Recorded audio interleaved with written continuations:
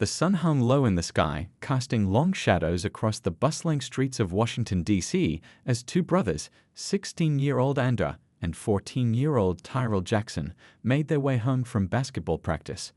Sweat still glistened on their foreheads, their gym bags slung casually over their shoulders. The boys were laughing, replaying moments from their practice game, completely wrapped up in their own world. "Coach said I'm getting better at my three-pointers," Tyrell said, bouncing an imaginary ball and mimicking a perfect shot. "Yeah, but you still can't beat me one-on-one," Andra teased, playfully shoving his younger brother. The boys were the sons of U.S. Senator Robert Jackson, though you wouldn't know it by looking at them in their regular basketball shorts and t-shirts, just like any other teenagers in the neighborhood. They had been raised to stay humble despite their father's position. Senator Jackson had always taught them that their character mattered more than any title.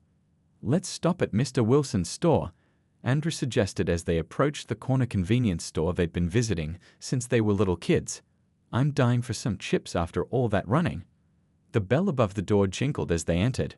Mr. Wilson, the store owner, looked up from his newspaper and smiled. "Hey boys, how was practice?" "Coach worked us hard today," Tyrell replied, heading straight for the drink cooler at the back. The boys took their time, picking out their favorite snacks, salt and vinegar chips for Andra, a chocolate bar, and orange soda for Tyrell. They chatted with Mr. Wilson about the upcoming school basketball tournament as he rang up their purchases. "Your dad coming to the championship if you make it?" Mr. Wilson asked, handing them their change. "He promised he would," Andra said. Even said he'd reschedule a committee meeting if he had to. The brothers thanked Mr. Wilson and pushed open the glass door, stepping back into the warm afternoon. The street was quieter now as the workday wound down. A group of younger kids played double dutch near the corner, jump ropes slapping rhythmically against the pavement. An old man walked his spotted dog slowly along the opposite sidewalk. Andra unwrapped his chips, offering some to his brother as they turned onto Maple Street, just 3 blocks from home. They were talking about their science project due next week when the sound of engines caught their attention. At first, they didn't think much of it. Cars passed by all the time. But these engines slowed down beside them. Tyrell noticed first, nudging his brother and nodding toward the street. 3 police cruisers had pulled up alongside them, lights flashing but sirens silent. The brothers exchanged confused glances. They hadn't done anything wrong. Maybe something was happening nearby. Andra instinctively moved slightly in front of his younger brother, a protective gesture their father would have recognized immediately. The boy's hand tightened around his chip bag, crinkling it loudly in the suddenly tense silence. The doors of the first cruiser swung open. 2 officers stepped out, hands resting near their belts. Then the second car's doors opened, and the third. "What's going on?" Tyrell whispered, his voice small. Andra shook his head slightly, his mouth suddenly dry. "I don't know." The bag of chips slipped from Andrew's fingers as one officer approached with his hand raised. "You too." Up against the wall. Now, in that moment, their ordinary afternoon shattered. The basketball practice, the jokes, the snacks from Mr. Wilson's store, all of it felt like it had happened to different boys in a different life. As the officers moved toward them with stern faces and hands hovering near their weapons, neither brother realized that what was about to unfold would soon capture the attention of the entire nation. Up against the wall now, the command came sharp and loud from a tall officer with a crew cut and sunglasses that hid his eyes. Andra and Tyrell stood frozen for a split second, confused and uncertain. They had walked this route home from basketball practice hundreds of times without incident. "I said against the wall." The officer's voice rose, his hand moving to rest on his holster. Okay, Andra said, raising his hand slowly. He glanced at his younger brother, giving him a small nod. "Do what they say, Ty." The brothers moved to the brick wall of the building beside them. 4 officers surrounded them now, their faces stern and suspicious. Andra could feel his heart pounding so hard it seemed to shake his whole body. Next to him, he could hear Tyrell's quick, shallow breathing. "What's going on, sir?" Andra asked, trying to keep his voice steady like their father had always taught them. "Did we do something wrong?" "Shut up and comply," snapped another officer, a shorter man with a tight jaw. "Spread your legs. Wider." The officers moved in closer. One began patting Andrew down roughly, checking his pockets, running hands along his legs. Another did the same to Tyrell, who flinched when the officer's hands pressed against his ribs. "Hey, take it easy," Andrew said, instinct making him turn slightly toward his brother. "He's just a kid." The crew cut officer shoved Andrew back against the wall. "Turn around and stay still unless you want trouble." By now, people had started to notice. A woman waiting at the bus stop across the street pulled out her phone and began recording. An older man slowed his walking pace, watching with a frown. Two teenagers on bikes stopped completely, whispering to each other. "Empty your backpacks," ordered the third officer, a woman with her hair pulled back in a tight bun. "Dump everything on the ground. Now." But Tyrell started to protest. "Now," she repeated. With shaking hands, the boys unzipped their gin bags. Andrew carefully removed his schoolbooks, basketball shoes, and water bottle, placing them on the sidewalk. Tyrell's bag contained similar items, plus his math homework and the remaining half of his chocolate bar, now melting in the afternoon heat. "What are you looking for?" Andrew asked, trying again to understand why this was happening. "We were just at basketball practice. We're heading home." The fourth officer, who had been standing back watching, stepped forward. "We got reports of suspicious activity in this area. 2 young males matching your description." "Suspicious activity?" Andrew repeated. "What does that mean? What were these guys supposedly doing?" "Don't get smart with me," the officer warned, leaning in closer. "Where were you coming from before the store?" "School," Tyrell said quietly. "Jefferson High. We had basketball practice. Coach Williams can tell you we were there." The crew cut officer ignored him, instead picking through the items from their bags with the toe of his boot. "Any weapons or drugs in here we should know about?" "No, sir," Andrew said firmly. "We don't do that stuff." By now, the crowd of onlookers had grown. Mr. Wilson had stepped outside his store and was watching with concern. A woman with a small child crossed to the other side of the street, but kept looking back. At least 3 people had their phones out, recording. "This isn't right," called a man from the growing crowd. "Those are just kids. What did they do?" "Police business," the female officer responded without looking at him. "Please step back." Andrew caught Tyrell's eye. His younger brother looked scared, but was trying hard not to show it. Their father had had the talk with them years ago about how to behave if ever stopped by police. Stay calm, be respectful, don't make sudden movements, keep your hands visible, don't argue. "Sir." Andrew tried once more, his voice deliberately steady. "Could you please tell us why we're being searched? We haven't done anything wrong." The crew cut officer stepped closer, his face just inches from Andrew's. "When did kids start thinking they can question police work? You'll be done when we say you're done." More people gathered, more phones recorded, and the brothers stood with their hands against the wall, their afternoon snacks and school supplies scattered at their feet, wondering how their ordinary day had turned into this. The search continued as the afternoon shadows grew longer. 15 minutes had passed since the police first stopped the brothers. Andrew's legs were starting to ache from standing in the same position against the wall. Next to him, Tyrell shifted uncomfortably. "Stand still," barked the female officer, who was now flipping through Andrew's history notebook. "We've been standing here for a long time," Andrew said, trying to sound respectful despite his growing frustration. "We haven't done anything wrong. Can you please tell us what you're looking for?" The crew cut officer ignored the question, instead turning his attention to Andrew's phone, which he'd taken from the boy's pocket. "What's your passcode?" Andrew hesitated. "Do I have to give you that? I thought you needed a warrant to search phones." The officer's face hardened. "You hiding something, kid?" "No, sir," Andrew replied carefully.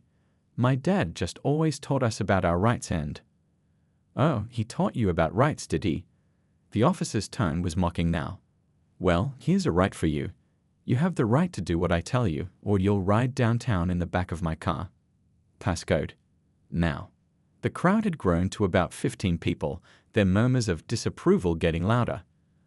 An older woman had joined Mr. Wilson from the store, both watching with concerned expressions. "This ain't right," someone called out. "They're just kids." "Mind your business," the short officer shot back without turning around. Tyrell, who had been quiet for most of the ordeal, suddenly spoke up. "Can I reach for my phone to call our dad? He'll explain everything." "Did I say you could move?" the female officer snapped. But Tyrell, thinking the question was permission, slowly began to lower his right hand toward his pocket. Everything happened in seconds. The short officer grabbed Tyrell's arm, twisting it behind his back. Tyrell let out a cry of pain and surprise. "Stop," Andrew shouted, instinctively pushing away from the wall to help his brother. Two officers immediately grabbed Andrew, slamming him back against the bricks. The crew cut officer pressed his forearm across Andrew's chest, pinning him there.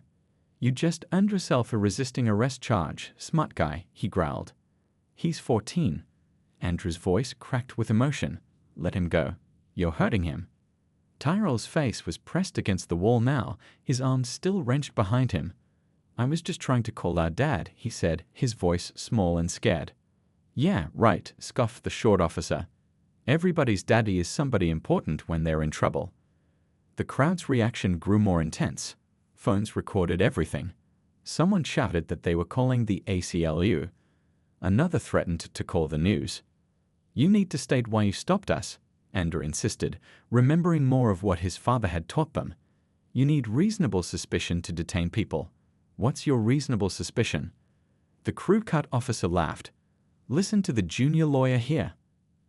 "I know my rights," Andrew continued, growing bolder as he saw more people gathering to witness what was happening. "You can't just stop people for being black in this neighborhood." The officers exchanged glances, perhaps noticing for the first time how many people were watching, how many cameras were recording. "We received reports of suspicious activity matching your description," the female officer stated flatly. "We're doing our job." "What description?" Andrew challenged. "Two black kids walking home from school with basketball gear." "That's not suspicious, that's just Tuesday." A few people in the crowd chuckled nervously at this. The short officer, still holding Tyrell's arm, tightened his grip. "You want to spend the night in juvenile detention. Keep talking." Andrew fell silent, but his eyes blazed with a mixture of fear and determination. He looked at his little brother, whose cheek was pressed against the rough brick wall, whose gym clothes were now dirty from the officer's handling, whose afternoon snack lay crushed and forgotten on the sidewalk. 20 minutes had passed now. The officers had found nothing, no weapons, no drugs, nothing suspicious at all. Just school books, basketball gear, and half-eaten snacks. Yet they showed no signs of letting the boys go. "Can we please call our father now?"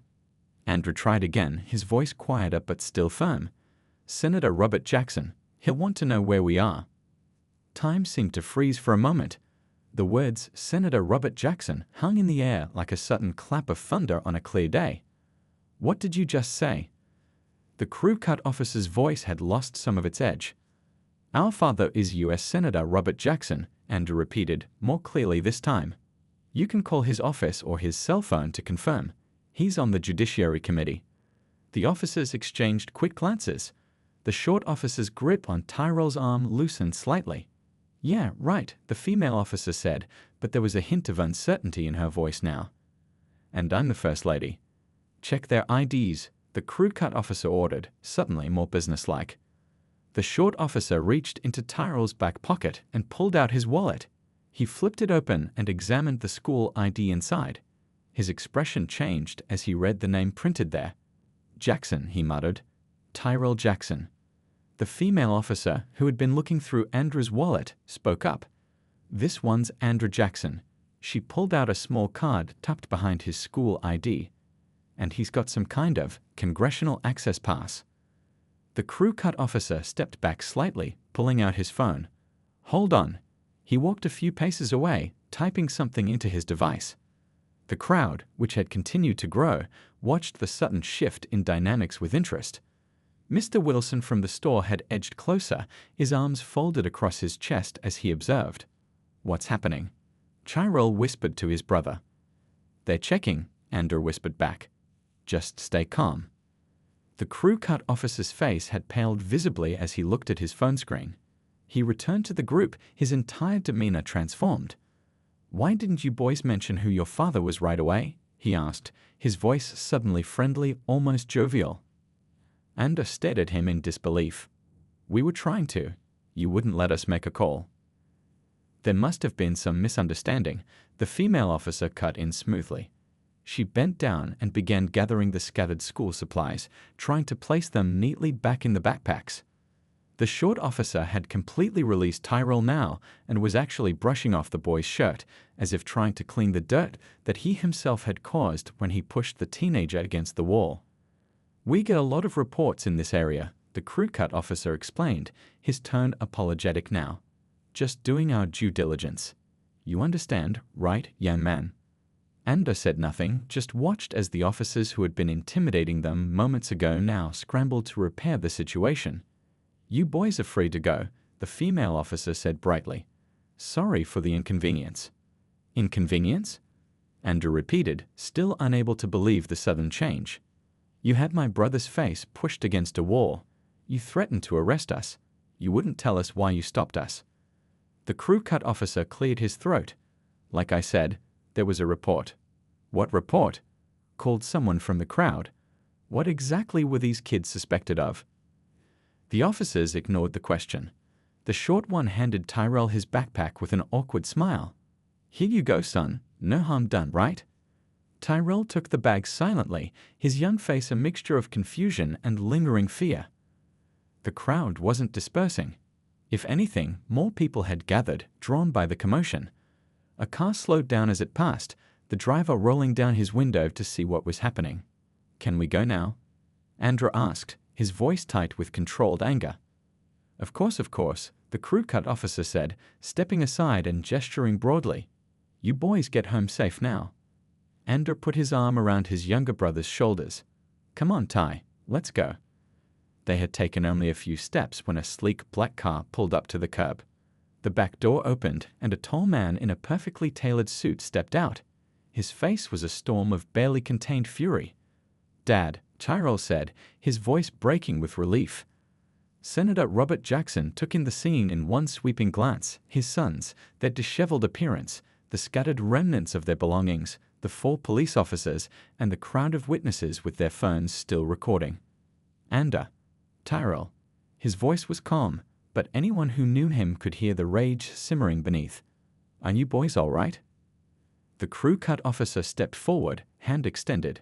Senator Jackson, sir. There's been a misunderstanding. The senator ignored the offered hand. I'm not speaking to you right now. He turned back to his sons. Are you hurt? Tyrell's arm, Ander said. They twisted it when he tried to get his phone to call you. Senator Jackson's jaw tightened. He turned slowly to face the officers, who were now standing at attention as if preparing for inspection. Badge numbers, he said quietly. All of you, now. The crowd fell silent as Senator Jackson stood facing the 4 officers. Even the traffic seemed quieter, as if the whole street was holding its breath. Badge numbers, Senator Jackson repeated. And names. The crew cut officer straightened his posture. Officer Daniel Miller, badge number 4572, sir. The others followed suit, each stating their name and badge number with military precision. Senator Jackson pulled out his phone and recorded the information, his face a mask of controlled anger. I want all body camera footage preserved, he said, his voice level but commanding. Not a single second deleted. My office will be filing a formal request within the hour. Of course, Senator, Officer Miller said, nodding vigorously. But if I could just explain. You said you received reports. Senator Jackson cut him off. What reports exactly? Describe the alleged suspects. What crime was supposedly committed? Officer Miller cleared his throat. We received a call about potential shoplifting at. That's a lie. The voice came from behind them. Mr. Wilson had stepped forward from the crowd. Nobody shoplifted from my store. These boys are regular customers. They paid for their snacks like they always do. Senator Jackson nodded at the store owner. Thank you, sir. He turned back to the officers. So, no crime. No accurate suspect description. No reasonable suspicion. Just 2 black teenagers walking home from school. It's not like that, sir, the female officer tried to explain. We were just doing our job, responding to. Don't. Senator Jackson held up his hand. Don't say you were just doing your job. Your job is to protect and serve everyone in this community. Your job requires probable cause to conduct searches. Your job demands respect for constitutional rights. A few people in the crowd murmured in agreement. Someone called out, "Tell him, Senator." Senator Jackson placed his hands on his son's shoulders. My boys know their rights because I've had to teach them, just like my father taught me, about how to survive encounters with law enforcement. But knowing your rights doesn't always protect you, does it?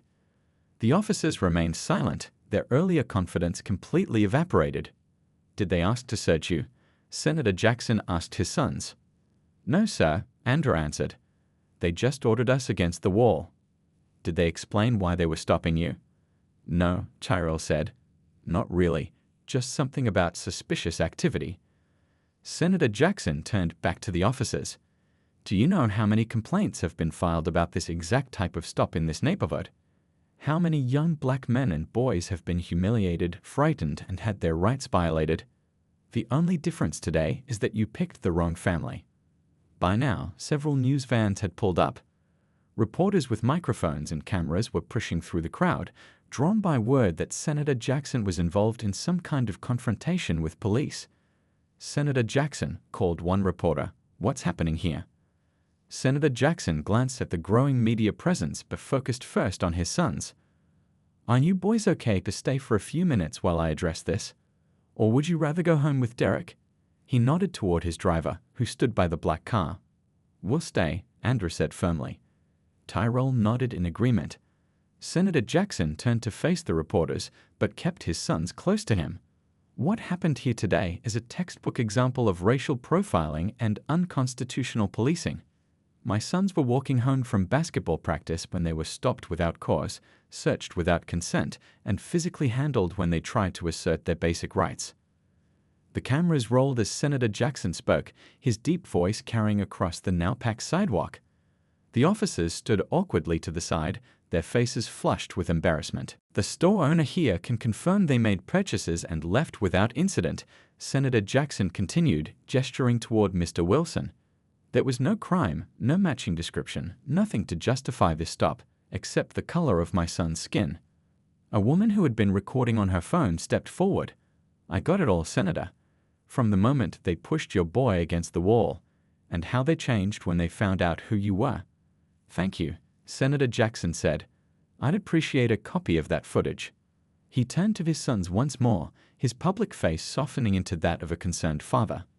I'm so sorry this happened to you, he said quietly, though the nearby microphones picked it up anyway. It's okay, Dad, Andrew said. No, Senator Jackson replied, loud enough now for everyone to hear. It's not okay, and that's why something has to change. By morning, the video had spread like wildfire.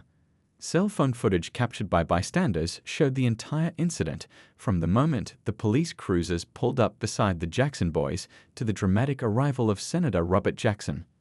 Television news anchors played the clips on repeat. Breaking news today as U.S. Senator Robert Jackson's teenage sons were subjected to what appears to be an illegal search by police, reported a national morning show host. The incident, caught on multiple cameras, has reignited debates about racial profiling and police practices nationwide. Social media platforms exploded with the hashtag #JacksonBoys. Comments flooded in from across the country. This is what we've been talking about for years. If they do this to a senator's kids, imagine what happens to everyone else. Those officers changed their tune real quick when they found out who Dad was. By noon, the police department had issued a carefully worded statement expressing regret for any misunderstanding and promising a thorough review of the incident. The police chief, looking uncomfortable in front of a forest of microphones, announced that the 4 officers involved had been placed on administrative leave pending investigation. Meanwhile, at the Jackson family home, Andrew and Tyrell sat with their parents in the living room, still processing what had happened. How are you boys feeling today? Their mother, Dr. Lisa Jackson, asked gently. A respected pediatrician, she had been at the hospital when the incident occurred and had come home immediately when her husband called. Tyrell, still quieter than usual, shrugged. My arm's a little sore, but it's fine. It's not fine, Dr. Jackson said firmly, checking his shoulder again. But thankfully nothing sprained. Andrew stared out the window, watching news vans parked along their street. Everyone at school is texting me. The videos everywhere. Senator Jackson, who had been on the phone in his home office, rejoined his family. He looked tired but determined.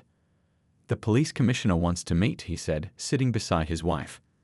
And I've had calls from 6 different civil rights organizations already. What happens now, Dad? Andrew asked. The senator took a deep breath. That's partly up to you boys. We could file a complaint, possibly a lawsuit. That would be completely justified. Would it change anything? Tyrell asked, his young face serious beyond his years. Or would it just be about us? The room fell silent. It was a profound question from a 14-year-old boy who had just experienced something no child should have to face. That's what I've been thinking about all night, Senator Jackson admitted. Individual complaints rarely lead to systemic change. But this, he gestured toward the TV, which was showing the footage again. This has people's attention. Dr. Jackson reached for her husband's hand. You're thinking about the police reform bill. He nodded. It's been stuck in committee for 8 months. No momentum. Until now, Andrew said, understanding dawning on his face. At 2:00 p.m. that afternoon, Senator Jackson held a press conference on the steps of the Capitol building. Flanked by his family, along with 3 other senators and representatives who had quickly joined his cause, he faced a sea of reporters. Yesterday, my sons experienced what countless young black men in America experience every day, he began, his voice steady and powerful. The difference is that my sons had a shield that most don't have, my name. Cameras flashed and microphones captured every word as he continued. When those officers learned who my children were, their entire demeanor changed. Suddenly, the suspects became young gentlemen. The detention became an unfortunate misunderstanding. The routine search became an inconvenience.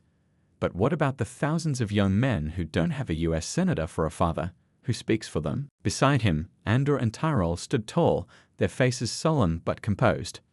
Today, I'm not speaking as an angry father, though I am certainly that, Senator Jackson continued. I'm speaking as a legislator with a renewed sense of purpose. The Equal Justice in Policing Act has languished in committee for too long. This bill would require body cameras for all officers. It would ban racial profiling. It would create clear standards for lawful stops and searches. And it would establish real accountability for violations of rights. He lifted a copy of the bill, holding it up for the cameras. What happened to my family yesterday was unjust. But the greater injustice would be to let this moment pass without turning it into meaningful change. I'm calling on my colleagues across the aisle and across the Capitol to bring this bill to a vote within 30 days. The crowd erupted with questions, but Senator Jackson raised his hand for silence. My sons have a question they've asked me repeatedly since yesterday. Dad, what if it hadn't been us? What if it had been someone else's kids? I don't have a good answer for them. But together, we can create one. The weeks following the incident unfolded in ways no one could have predicted. What had begun as an ordinary Tuesday afternoon for 2 teenage boys had somehow transformed into a national movement. In the Senate chambers, something rare was happening. Politicians who normally spoke past each other were actually listening. Senator Jackson's colleagues from across the aisle approached him privately, some sharing stories of their own children's encounters with law enforcement, others simply saying, "This time, it has to be different." The Equal Justice in Policing Act, once buried under political maneuvering, was suddenly on everyone's lips. News programs featured debates about its provisions. Legal experts analyzed its potential impact. And most importantly, regular people, parents, teachers, community leaders, were calling their representatives, demanding action. I've never seen my phone ring this much, Senator Jackson told his family over dinner one evening, 3 weeks after the incident. The majority leader actually pulled me aside today and said they're ready to bring it to a vote. Really? Andrew looked up from his plate, surprised. But I thought they were totally against it before. They were, Senator Jackson confirmed, but public pressure is building, and the body camera footage from those officers didn't help their case. The police department had been forced to release the footage after multiple Freedom of Information Act requests. It confirmed everything the bystander videos had shown, plus more, including the officers laughing before approaching the boys, one of them saying, "Let's see what these kids are up to." Will it pass? Tyrell asked quietly. He had been following every development closely, even creating a presentation about the bill for his social studies class. It's going to be close, his father admitted. But there's something happening that I haven't seen before. People aren't letting this go. He was right. Unlike previous incidents that had flared up in the news cycle and then faded, the story of the Jackson boys had struck a different chord. Perhaps it was the stark contrast between how the officers treated the teenagers before and after learning their identity. Perhaps it was the eloquence of Senator Jackson himself, refusing to make it only about his family. Or perhaps the nation was simply ready for change. Whatever the reason, the momentum continued to build. An online petition gathered over 2 million signatures. Peaceful demonstrations took place in cities across the country. Celebrities and athletes spoke out. Editorial boards of major newspapers endorsed the bill. Even police unions, usually resistant to reform, found it hard to defend what had happened. This isn't about being anti-police, Senator Jackson emphasized during a town hall meeting. It's about ensuring that policing works the same way for everyone, regardless of their color, wealth, or who their parents happen to be. Inside the Capitol building, negotiations continued.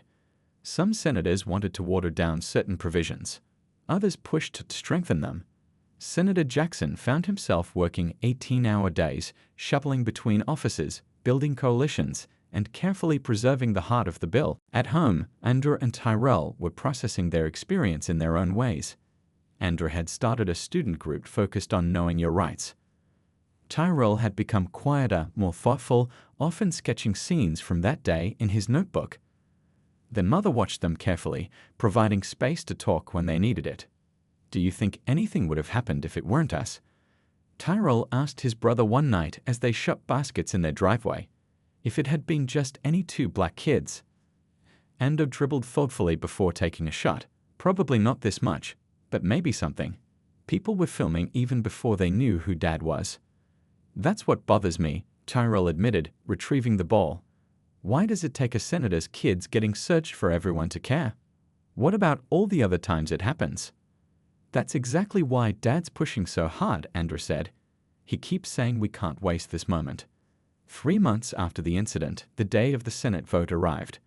The gallery was packed with observers, including civil rights leaders, police reform advocates, and families who had experienced similar encounters with law enforcement.